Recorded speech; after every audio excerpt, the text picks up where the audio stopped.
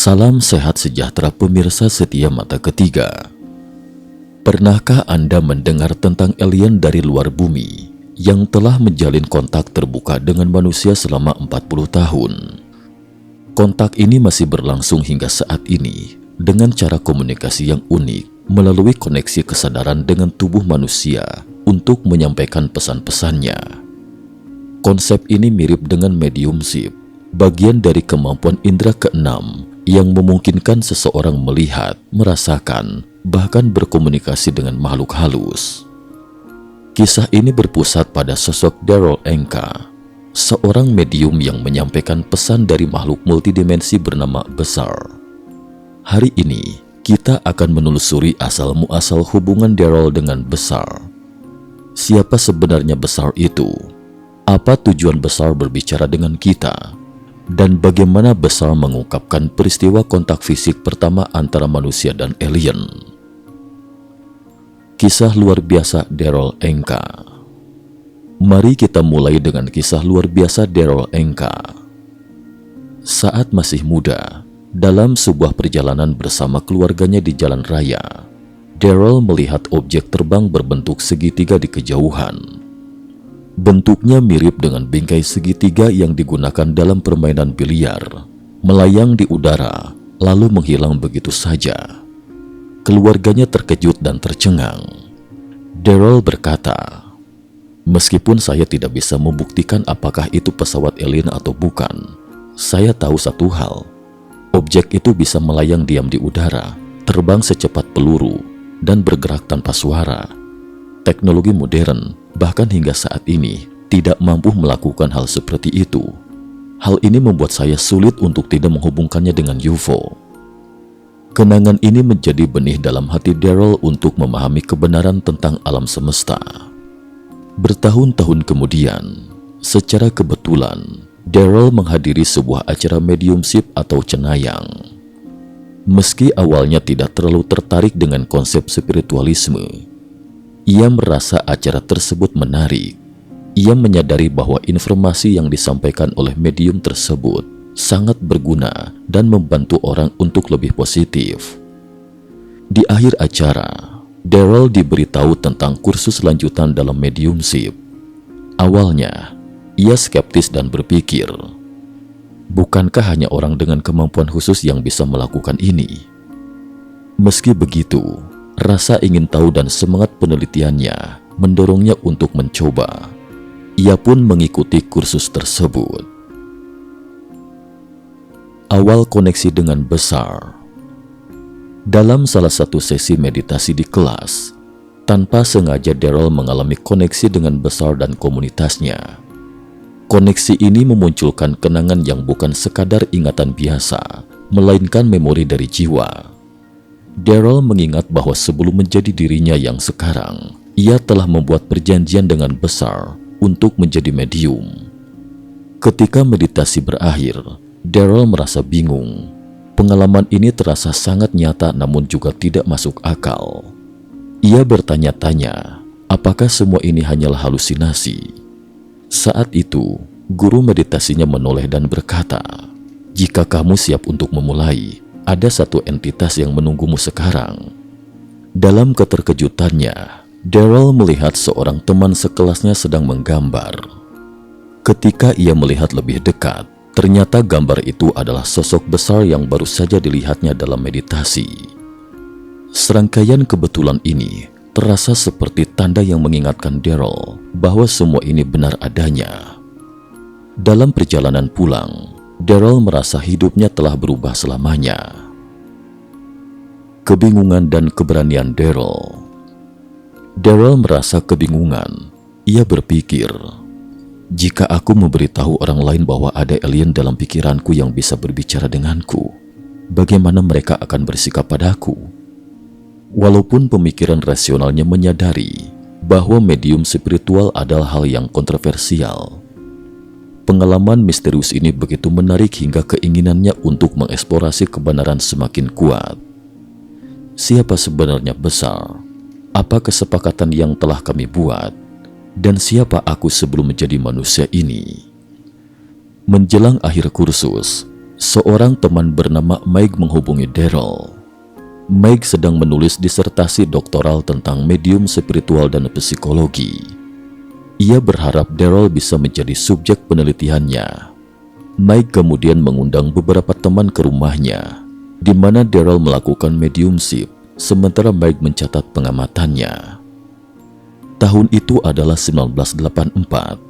Dalam sesi medium pertamanya, Daryl dihadiri oleh 5 orang.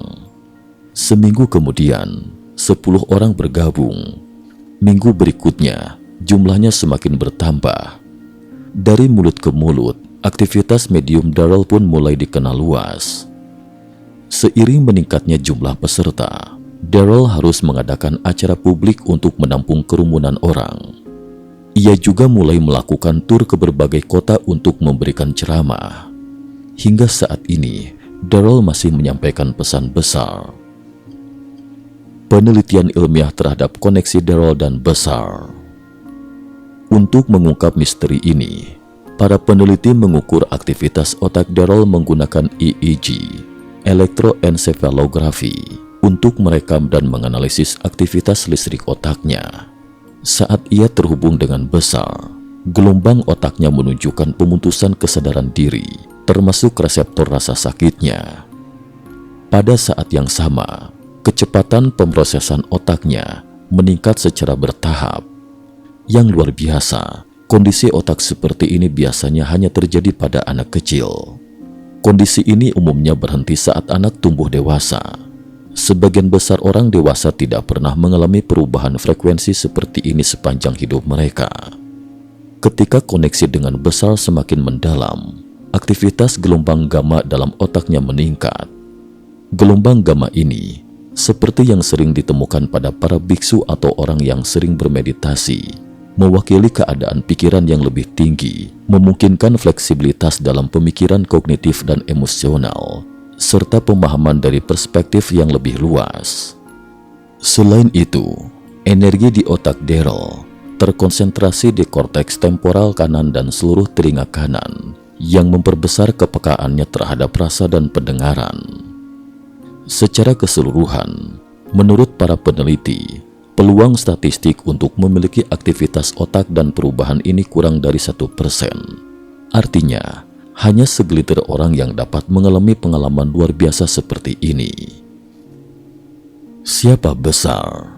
Singkatnya, Besar adalah kesadaran kolektif dari penduduk planet Essassani, sebuah planet di tata surya dekat bintang Bellatrix di konstelasi Orion.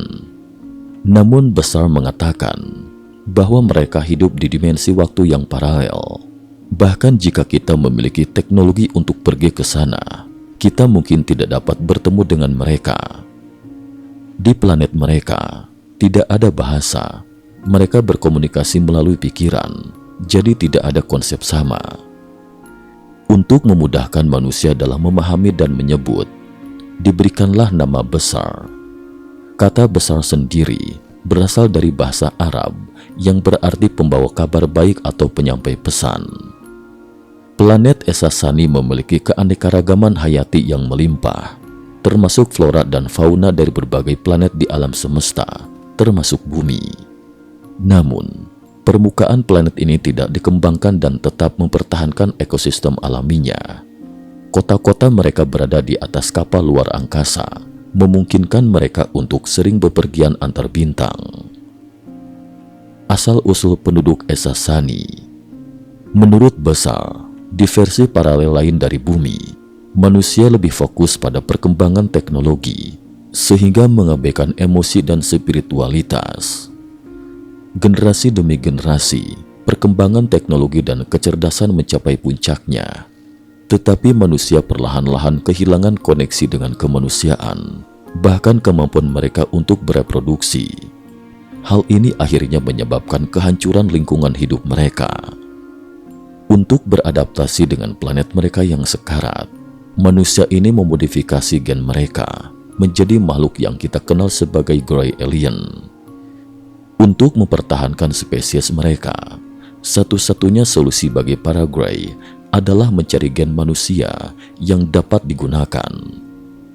Dengan menggunakan teknologi canggih, Mereka melakukan perjalanan ke berbagai alam semesta paralel, termasuk alam semesta kita, untuk mencari manusia. Namun karena kehilangan emosional, para Grey tidak dapat memahami ketakutan manusia ketika mereka diculik untuk eksperimen ekstraksi genetik. Tujuan utama eksperimen ini adalah menciptakan peradaban campuran, yaitu orang-orang seperti Besar atau bangsa Esa-Sani. Dengan kata lain, ras Besar adalah versi evolusi dari Grey yang lebih menekankan keseimbangan emosi, spiritualitas, dan kemanusiaan. Besar mengatakan, "Kami sangat berterima kasih kepada manusia, bukan hanya karena kalian adalah leluhur kami, tetapi juga karena kalian membantu peradaban kami kembali ke kehidupan." Untuk menunjukkan rasa terima kasihnya, Besar membagikan pengetahuan dan pengalaman mereka kepada manusia. Mereka percaya bahwa manusia sedang menempuh jalan yang mirip dengan Grey, tetapi ada versi yang lebih terang dan positif yang bisa diwujudkan. Mengapa Besar tidak datang langsung ke bumi? Mungkin Anda bertanya-tanya. Jika demikian, mengapa Besar tidak langsung datang ke bumi untuk membantu manusia? Mengapa harus melalui Daryl untuk menyampaikan pesan? Daryl pernah berbagi tentang salah satu mimpinya. Dalam mimpi itu, pesawat luar angkasa Besar mendarat di bumi. Daryl melihat Besar keluar dari pesawat dan perlahan berjalan mendekatinya. Ketika Besar semakin dekat, Daryl menyadari bahwa tubuh dan kesadarannya seperti ditarik oleh kekuatan yang tidak terlihat. Ia perlahan kehilangan rasa akan dirinya sendiri, seolah-olah mulai menghilang. Besar kemudian berkata kepada Daryl, "Inilah alasannya mengapa kami belum bisa bertemu secara langsung. Frekuensi kami jauh lebih tinggi daripada manusia, dengan energi yang sangat kuat dan luar biasa, sehingga tidak memungkinkan untuk pertemuan langsung. Oleh karena itu, kami memberikan informasi kepada kalian agar bisa diserap dengan kecepatan kalian sendiri, memungkinkan kalian untuk berubah secara bertahap. Ketika kalian siap, kalian akan menaikkan frekuensi kalian sendiri. Semakin banyak berubah, perkembangan kalian semakin maju, dan semakin kalian menjadi diri sejati kalian, maka kalian akan semakin mirip dengan kami. Ketika frekuensi getaran kita semakin dekat, interaksi yang lebih intens akan terjadi. Dan saat itulah pertemuan terbuka antara kita akan menjadi kenyataan." Kebenaran inti tentang kehidupan menurut Besar. Sekali lagi kami tekankan, Besar adalah makhluk multidimensi yang berkomunikasi melalui saluran manusia bernama Daryl Enka. Kisah yang penuh nuansa spiritual ini, terlepas dari apakah Anda mempercayainya atau tidak, tidak bisa disangkal bahwa cerita seperti ini selalu menarik perhatian kita. Namun masih banyak pertanyaan yang muncul. Misalnya, jika Daryl sudah memiliki kesepakatan dengan Besar sebelum kelahirannya, siapakah kita sebenarnya sebelum kehidupan dimulai? Bagaimana cara mencapai visi masa depan yang lebih cerah seperti yang Besar sebutkan, yang berbeda dengan Grey? Bagaimana manusia bisa meningkatkan frekuensinya untuk secara nyata bertemu dengan Besar dan alien lainnya? Melepaskan keyakinan lama untuk memahami pesan Besar. Sebelum memahami pesan yang disampaikan Besar, kita harus melepaskan keterikatan pada keyakinan atau definisi lama kita dan memperluas kesadaran kita. Hanya dengan begitu, kita dapat memahami pesan-pesan tersebut. Jika Anda siap untuk sementara waktu melepaskan keyakinan Anda saat ini, mari kita mulai menelusuri pesan Besar. Untuk memudahkan pemahaman tentang pesan Besar, kita harus mulai dengan bagaimana Besar mendefinisikan dunia ini dan memahami alam semesta. Besar mengatakan bahwa semua realitas material yang dapat Anda rasakan sebenarnya hanyalah refleksi dari kondisi keberadaan Anda. Faktanya, tidak ada sesuatu pun di luar diri Anda. Anda tidak berada di dalam realitas material, melainkan realitas materialah yang ada dalam diri Anda, di dalam kesadaran Anda. Semua materi yang Anda rasakan sebenarnya adalah sebuah konsep yang Anda alami sendiri. Namun Anda memilih datang ke bumi untuk merasakan ilusi waktu dan ruang. Pada kenyataannya, bumi adalah tempat di mana esensi spiritual Anda bisa diwujudkan dalam bentuk materi. Untuk melihat dan mengalami realitas materi yang Anda inginkan, ingatlah untuk melihat materi sebagai refleksi dari diri Anda, seperti cermin. Ketika Anda berdiri di depan cermin dan melihat diri sendiri, Anda tahu bahwa Anda tidak benar-benar berada di dalam cermin. Jika Anda merasa pakaian yang Anda kenakan di cermin tidak bagus, Anda tidak akan mencoba mengubah pantulan di cermin, melainkan mengganti pakaian Anda. Ketika Anda kembali ke cermin setelah berganti pakaian, Anda akan melihat perubahan pada diri Anda. Hal yang sama berlaku di dunia materi. Perubahan apapun yang ingin Anda lihat harus dimulai dari dalam diri Anda, dari kondisi keberadaan Anda, keyakinan Anda, dan kesadaran Anda. Segala sesuatu dalam realitas materi tercipta dan dipantulkan berdasarkan kondisi keberadaan Anda, keyakinan Anda, dan kesadaran Anda. Bahkan, konsep-konsep yang dipercaya oleh ilmu pengetahuan modern seperti kedokteran, kimia, dan fisika sebenarnya hanyalah kenyataan yang telah Anda yakini dalam kesadaran Anda. Besar juga berkata, Anda tidak pernah meninggalkan surga. Anda tidak akan pernah meninggalkan surga. Itu adalah kondisi alami Anda. Anda hanya membayangkan bahwa Anda telah meninggalkan surga. Namun Anda masih ada di sana, di surga, meskipun Anda bermimpi bahwa Anda berada di neraka. Menurut kami, ini seperti seorang bayi yang baru lahir, yang hidup sepanjang waktu dengan menggunakan kacamata realitas virtual, VR. Bayi tersebut akan percaya bahwa seluruh dunianya adalah apa yang terlihat di VR. Begitu pula dengan dunia yang kita kenal saat ini, yang tampaknya sangat terkait dengan kesadaran kita. Mengapa kita datang ke bumi? Jika semua materi hanyalah ilusi seperti yang Besar katakan, pertanyaannya adalah, mengapa kita datang ke bumi untuk menjalani perjalanan ilusi ini? Besar menjelaskan bahwa alasan seseorang datang ke bumi sebanyak jumlah manusia di planet ini. Namun secara keseluruhan, bumi adalah tempat yang menarik. Banyak jiwa ingin merasakan transformasi dan penemuan. Jiwa sejati yang kekal tidak dapat merasakan konsep ini, tidak bisa mengeksplorasi sudut pandang baru atau menemukan hal-hal baru. Hanya dengan sepenuhnya melupakan siapa diri Anda sebenarnya, Anda dapat mengalami setiap sudut pandang yang berbeda dalam realitas materi dan menemukan diri Anda yang baru dari berbagai perspektif. Hanya di tempat seperti bumi yang memiliki kerangka ilusi waktu dan ruang, Anda dapat benar-benar merasakan proses penciptaan. Menurut Besar, alasan utama kita datang ke bumi adalah untuk mengalami proses penciptaan. Bagi yang sering menonton video kami, Anda mungkin merasa jawaban ini terdengar familiar. Ini mirip dengan jawaban dari video sebelumnya tentang percakapan dengan Tuhan yang membahas cara hidup paling bermakna. Jawaban Besar dan pandangan tersebut ternyata sepenuhnya sejalan. Hukum penciptaan menurut Besar. Jika tujuan hidup adalah mengalami proses penciptaan, Besar memiliki 5 hukum penting tentang penciptaan yang perlu kita pahami. 1. Anda akan selalu ada. 2. Segala sesuatu terjadi di saat ini. 3. Satu adalah semua, dan semua adalah satu. 4. Apa yang Anda berikan adalah apa yang akan Anda terima. 5. Segala sesuatu berubah, kecuali keempat hukum pertama yang tidak berubah.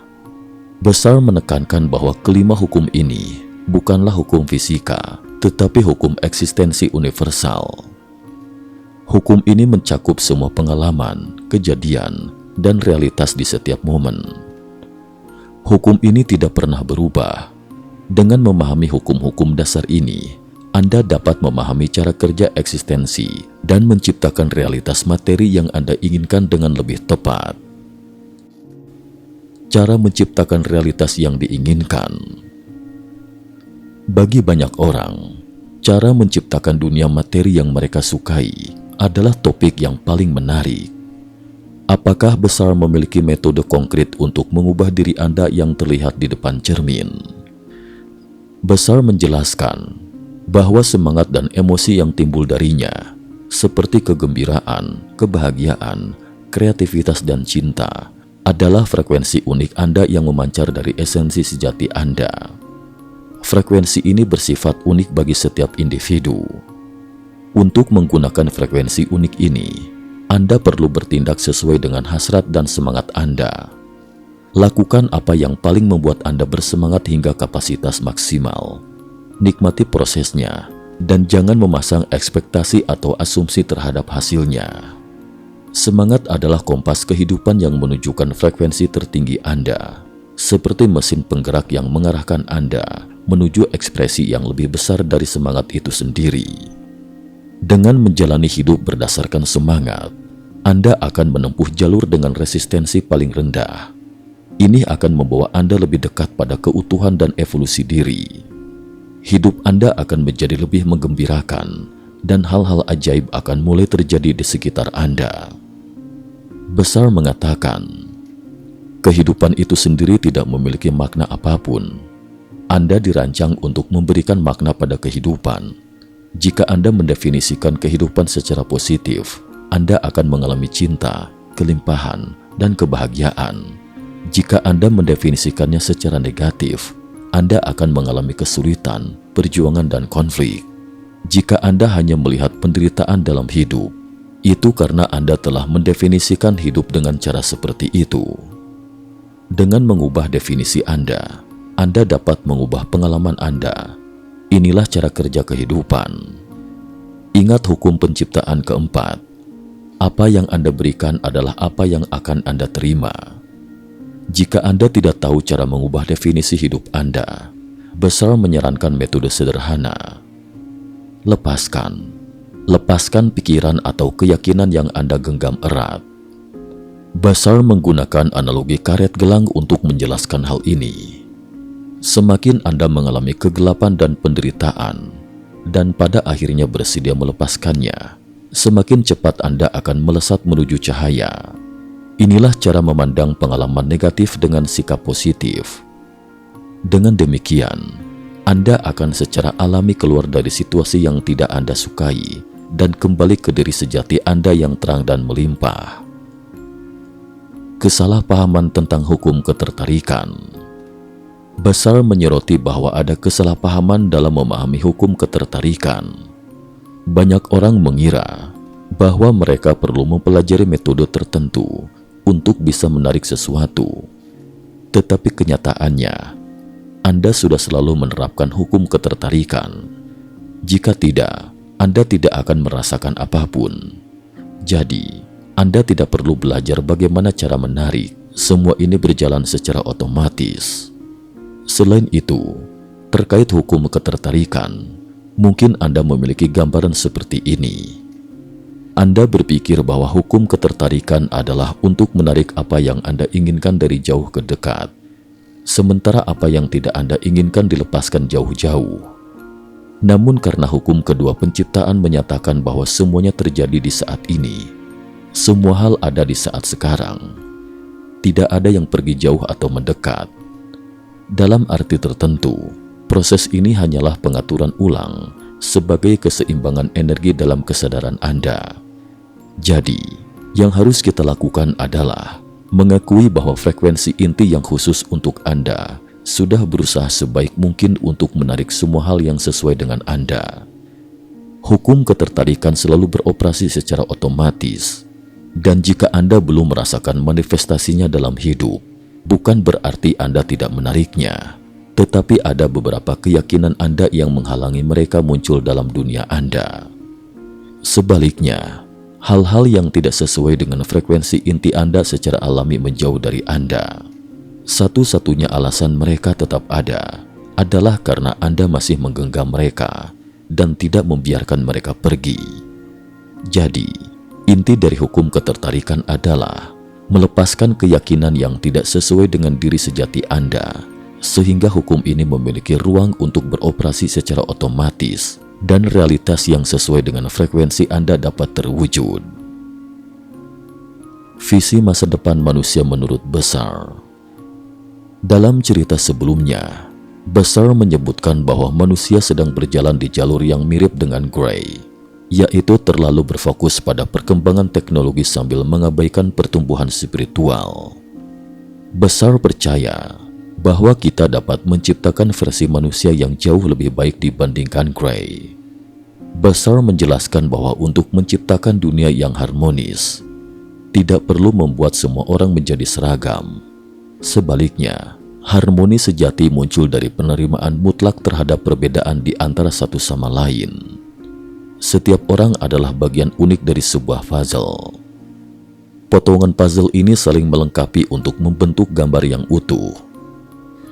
Setiap potongan mendukung gambar keseluruhan, dan gambar tersebut tidak akan lengkap tanpa setiap potongan. Dengan kata lain, penerimaan diri yang penuh adalah kunci untuk menciptakan harmoni dengan orang lain. Anda adalah bagian dari orkestra kehidupan, memainkan nada unik Anda, berkolaborasi untuk menciptakan melodi yang indah. Di sana, kita akan menemukan harmoni sejati dan kesatuan yang selalu kita cari. Menuju masyarakat global yang bersatu. Bessar percaya bahwa manusia dapat berkembang menjadi masyarakat global yang benar-benar satu, di mana perbedaan dihormati dan keragaman diterima. Dalam masyarakat ini, semua bentuk kehidupan di bumi, bukan hanya manusia, akan diundang untuk berinteraksi secara terbuka. Ini akan menjadi dasar untuk membangun dunia yang benar-benar harmonis dan bersatu. Dengan memahami dan menerapkan pesan Bessar, kita bisa merangkul pengalaman hidup di bumi, menciptakan realitas yang lebih baik, dan mungkin suatu hari menjalin hubungan lebih luas dengan makhluk-makhluk dari alam semesta lainnya. Bukankah begitu? Sampai di sini dulu. Terima kasih atas perhatiannya.